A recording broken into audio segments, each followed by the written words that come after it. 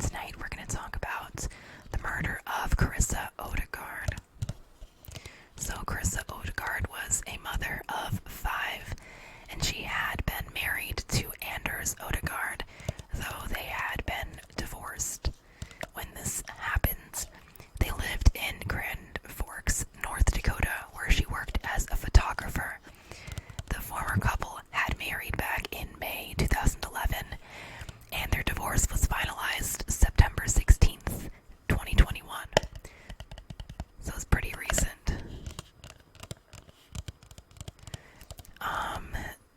Their relationship had been cited to have been irretrievably broken.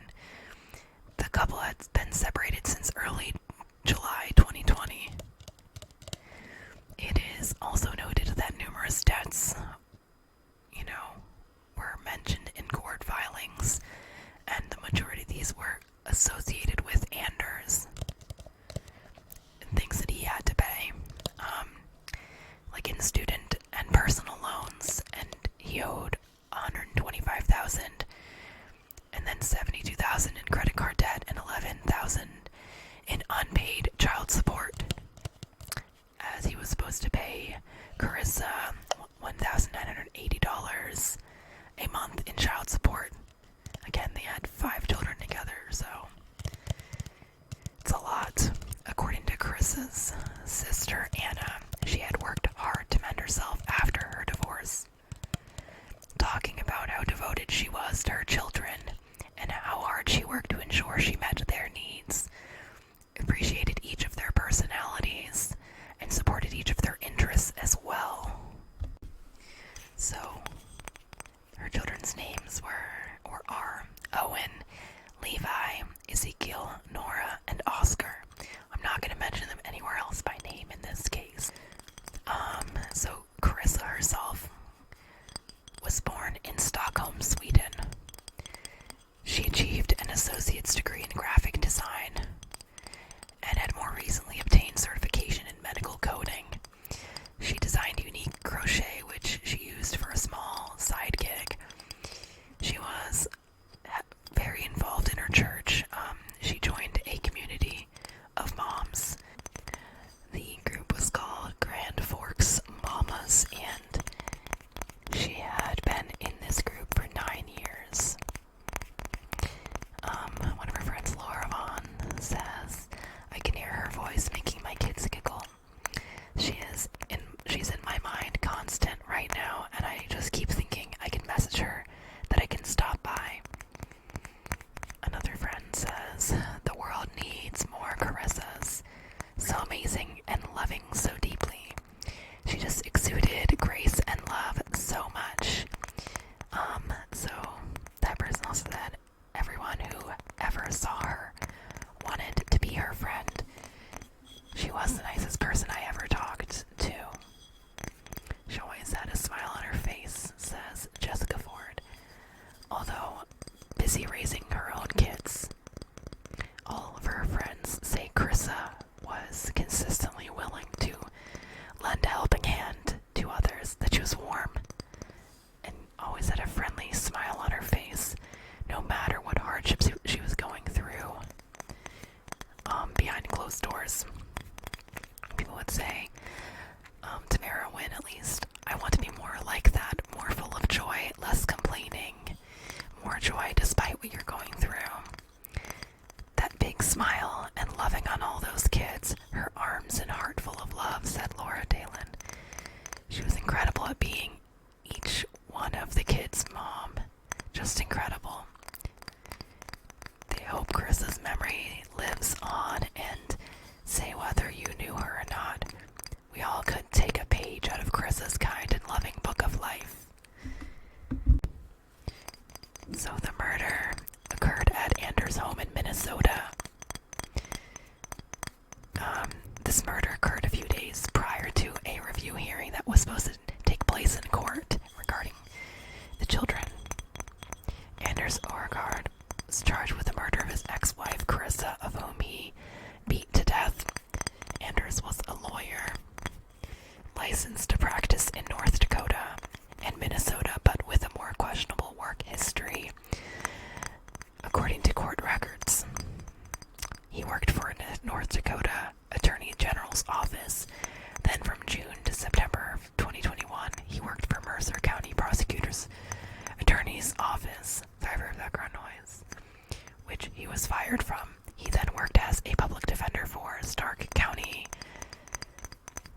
North Dakota for several months after he was also fired. For a little while he went into private practice, but then returned to Minnesota. Divorce filings from 2021 list him as being employed by Mercer County Attorney's Office. Their agreement names Carissa as the main caregiver for their children, with the majority of the custody and shared legal custody going to her, though Anders still had a say in decisions. So, August 23rd, children describe their time prior to the tragic incident. 8-year-old son talks about how he and his siblings had fun playing outside, that throughout the day their dad was working on his laptop, they had spaghetti for lunch, and did some reading. On August 23rd, 2022, a fight between Anders and Carissa takes place. Anders did not want her to take the children to church, but really he just didn't want her to take the children. This was occurring while 2 of their 5 children were already in the car, the 4 and 6-year-old children, and she was carrying the 2-year-old to the car. Also, per their child agreement, she was supposed to have the children in her care at this point in time, 5 p.m. She was scheduled to collect her children, though their 8-year-old son disclosed to authorities that his father sought to prevent her from doing so. They fought over the 2-year-old son. Sources share that the two were arguing again over the 2-year-old son, who was next to Carissa, while Anders attacked and beat her. The parents were at first fighting in the backyard before things continued from within the house. The attack was witnessed by their children. Their 8-year-old son observed the parents attacking one another, mainly the father. He saw visible cuts on his mom's arm. And in the middle of the fighting, one of the older boys found a way to get the 2-year-old away from the fighting, remembering how he had to wash their siblings since there was blood on him. He also remembers his mom at some point telling him to call 911. She was lying on her stomach as Anders began choking her. While fighting, Anders told his 9-year-old to leave them. When he reappeared, having cleaned up his little brother, he noted how much blood was everywhere. He felt his mother's foot and noticed that she was non-responsive.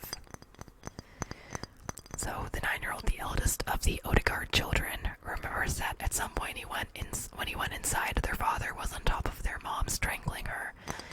He found his mom lying on the floor, heard his father still screaming and yelling.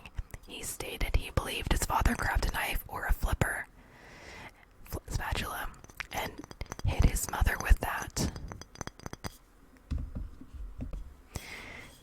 The 9-year-old disclosed to police that this incident was not the first time that his father hit his mother that he had seen, but that usually he did not hit her with an object, but rather with his hand. The 8 and 9-year-old children rushed from the house and flagged down a civilian asking for help. They told this civilian that their mother was bleeding badly and they thought she might be dead. It is also noted that the youngest, the 2-year-old,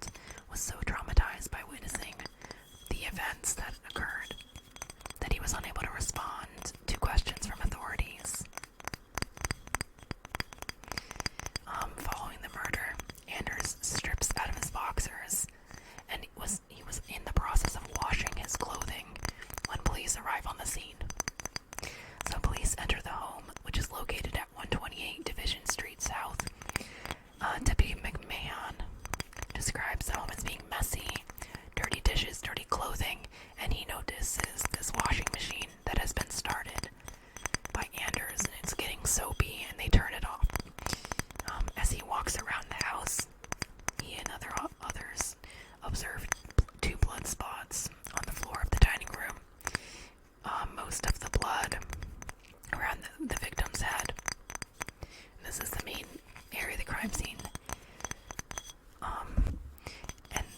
This is in the doorway of the home's west entryway. So police find him in the kitchen in only his boxers, with blood in his hair and across his left eyebrow. Authorities try to talk with him, and Anders just repeats after they ask him what happened. He just keeps saying, "I don't feel right. I don't feel right." They arrest him on site for domestic assault. So when they get there, she is already, pretty much dead. She is no longer breathing, and she has, sustained severe head trauma. So they find several of the children in the mother's running car, the 4 and 6-year-old, and the other 2 children are with the bystander that they sought help from. Basically, all 5 children are brought to the police station immediately, and Carissa is airlifted urgently to another hospital, but she shows no signs of brain function and eventually does pass away. Yeah, so she is declared brain dead at Sanford Hospital in Fargo. They keep her on life support until her organs can be donated. Anders is placed in county jail for second-degree murder with possibility of 40 years if convicted. According to Minnesota law, second-degree murder involves intent to affect the death of that person or another, but without premeditation. Though prosecution mentioned intent to sentence him more harshly, as they said the victim was treated with particular cruelty, as well as these crimes having been committed in front of numerous of their 5 children. Several of their children. 3 of the 5. This horrible tragedy will not be lost on our community, said loved ones. They go on to say Carissa's mom, friends, community, family will miss her dearly and hope this will help honor her name. This is something that was said when a donation was made on her GoFundMe page, which I will link in the description. So Marshall County Court is charging him with 2 counts second-degree murder. From what I read, the trial date has not yet been scheduled, but if I find more, I will let you guys know. So bail is set at $2.5 million. Due to the nature of the crime with cruelty toward the victim and family, he is being considered a safety risk to his children. And prosecutors have voiced concerns about his mental health. The judge believes the defendant's release would endanger public safety unless significant strings were attached to any pretrial departure from custody. A no-contact order was issued for him regarding his children, and that is everything I have on this case at this time. This happened pretty recently, actually, so anyways, I will include some photos, but I'm probably not going to show the faces of the children because it just doesn't need to be done. I don't feel right about doing that in this situation. So, thank you so much for watching. I hope you found this interesting. I would say this is a very, very sad case. Anytime children are involved, it is particularly sad and heartbreaking, especially when there's a 2-year-old involved who sees these awful things happen. My heart goes out to them. So thank you so much for watching. Like and subscribe if you found this interesting, and I'll see you in my next video.